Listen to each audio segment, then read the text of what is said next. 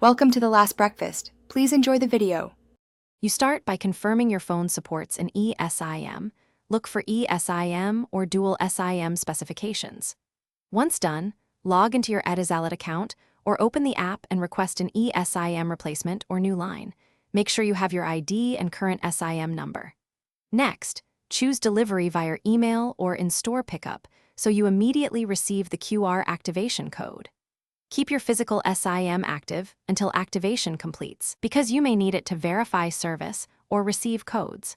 You'll install the ESIM by scanning the QR code Etisalat provided.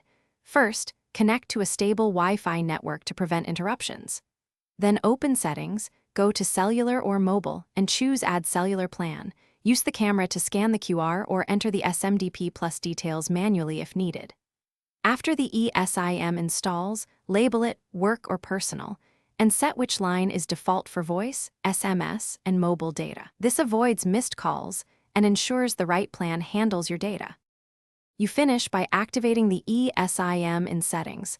Sometimes activation happens automatically, but you should restart the device, then test a call, and SMS and mobile data to confirm service.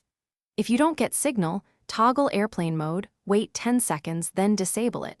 Make sure the ESIM is selected for data and the network is set to automatic.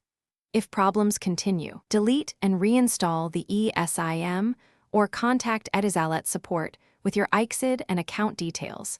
This one step usually resolves provisioning errors. Thanks for watching. If this was helpful, leave a like and consider subscribing. See you next time.